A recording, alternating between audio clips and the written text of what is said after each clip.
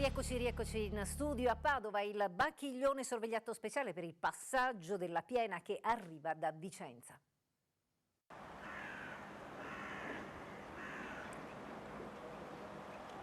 Dobbiamo segnalare un grosso tronco d'albero, lunghezza circa 7 metri, lo stiamo fotografando, che potrebbe intraversarsi sotto le luci dei ponti. Cambio. Gli uomini della protezione civile di Padova sorvegliano il Bacchiglione nella zona golenale della Paltana, il punto più basso della città, quello che ebbe i danni maggiori durante l'alluvione del 2010. Si tiene sotto controllo il fiume. La piena è arrivata nel primo pomeriggio di sabato, mantenendosi nei livelli stimati. Quantitativi d'acqua piovuti nella pedemontana stanno ingrossando i nostri fiumi, quindi i padovani oggi che vedono il Bacchiglione più alto non devono temere, insomma, ecco, il messaggio che lancio è un messaggio di distensione, nel senso che con gli uffici del Genio Civile ci stiamo tenendo costantemente. Al momento Padova e la sua provincia non presentano situazioni a rischio, ma i livelli di fiumi e canali interni alla città è cresciuto e spesso il passaggio di grossi tronchi d'albero rischia di creare ostruzioni sotto i ponti.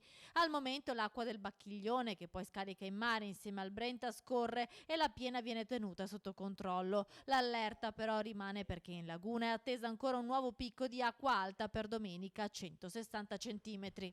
Intanto abbiamo posizionato comunque un'auto di protezione civile nella golena della Paltana, più che altro per dare le informazioni alla cittadinanza che dalla televisione, dai giornali vede situazioni di difficoltà e quindi va rassicurata. Anche in provincia il fiume è cresciuto, trasportando grossi tronchi e rami. Le immagini girate nella zona di Saccolongo mostrano l'acqua del Bacchiglione che lambisce l'area golenale e i campi.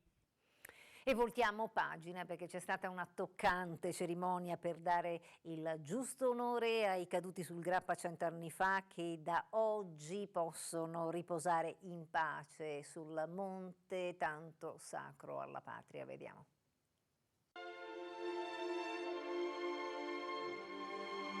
Un duomo gremito a Crespano di Pieve del Grappa per l'ultimo saluto ai 13 soldati morti sul Grappa durante la Prima Guerra Mondiale, i cui resti sono stati riconsegnati da quel monte sacro perché abbiano degna sepoltura.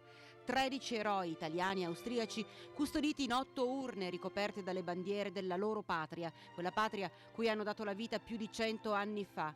A portarli con il cuore gonfio di orgoglio e gratitudine 4 alpini e 4 fanti che da Palazzo Reale hanno sfilato sino all'interno della chiesa.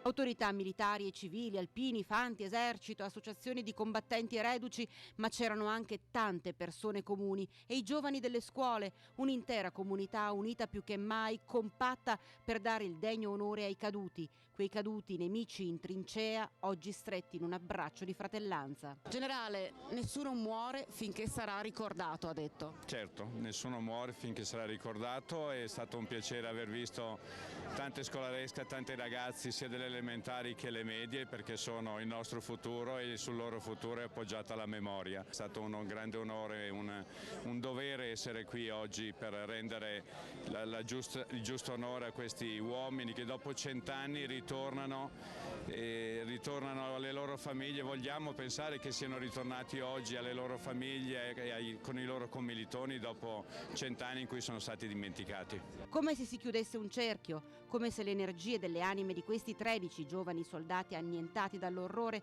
e dall'inutilità di una guerra definita un massacro, un carnaio, dopo un secolo in cui hanno fluttuato in cerca di riposo, oggi potessero finalmente trovare una forma e un senso, chiudere gli occhi e sentirsi cullati dalle braccia di tutte le mamme, di tutti i fratelli, di tutti i padri che hanno perso un figlio, un amico in guerra, custoditi dalla Madonnina del Grappa. La cosa importante e bella è che questo Duomo aveva ospitato la Madonnina ferita durante il primo conflitto e chiaramente qui, prima di salire al fronte, i nostri soldati venivano per fare una preghiera, per affidare le loro vite, le loro pensieri, le loro famiglie.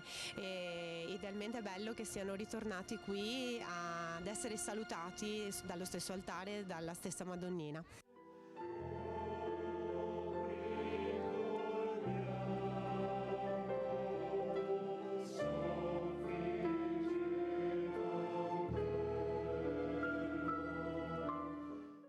La Madonnina del Grappa continuerà a vegliare su di loro perché è là che ora sono stati portati su quella cima, teatro di orrori e stragi 100 anni fa, oggi simbolo di unità e di pace.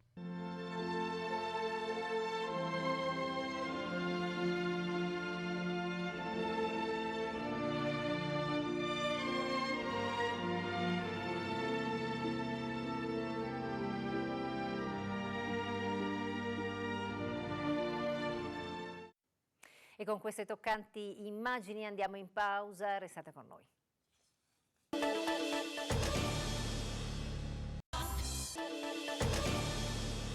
E rieccoci nuovamente in studio. Wamba Oak chiude l'annuncio definitivo ieri ai rappresentanti delle RSU che hanno immediatamente proclamato uno sciopero e convocato le assemblee di fabbrica per lunedì prossimo a Borgo Valbelluna. L'ira dell'assessore regionale Donazzan che dice cinesi scorretti e inaffidabili.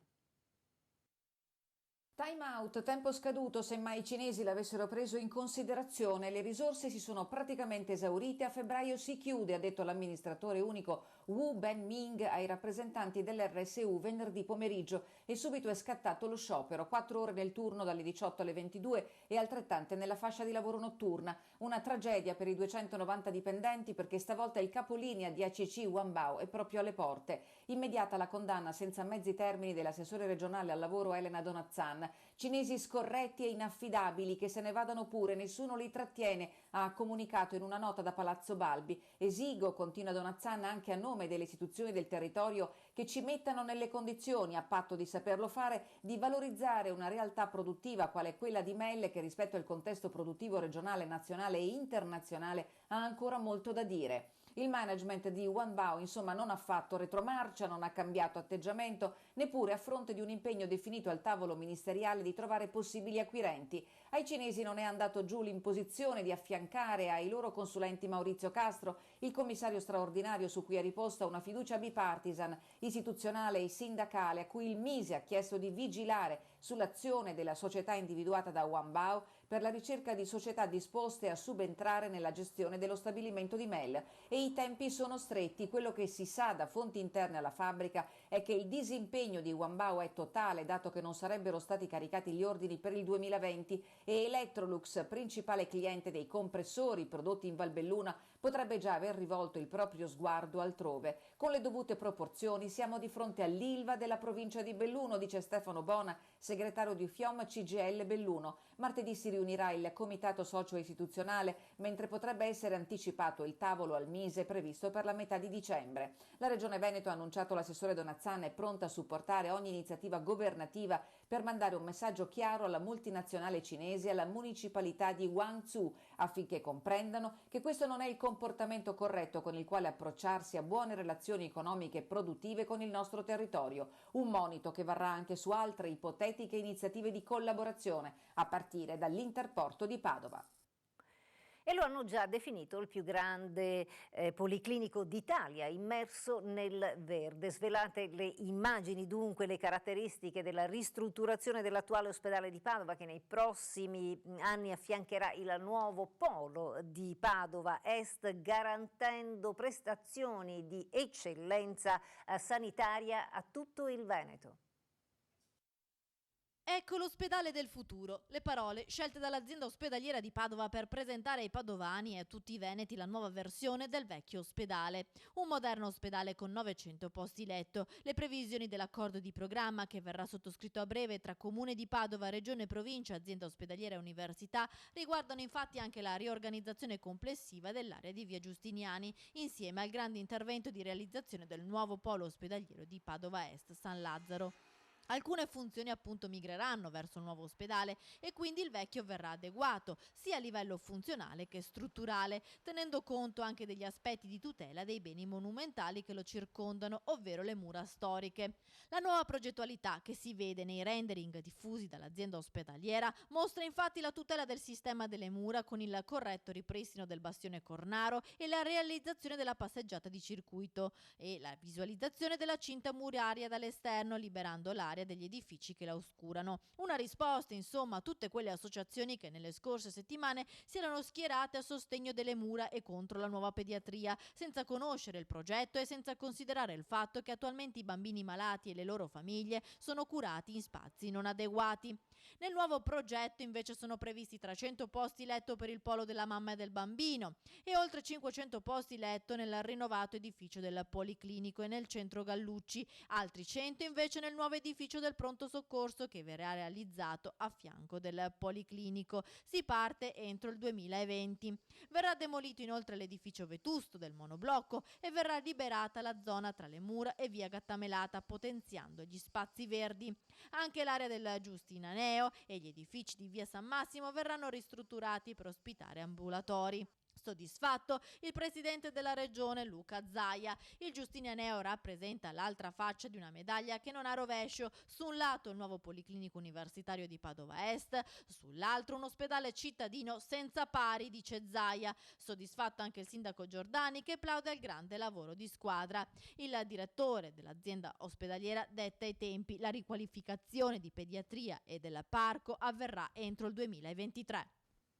E questo è davvero tutto, grazie per essere stati con noi, buon proseguimento di serata, arrivederci.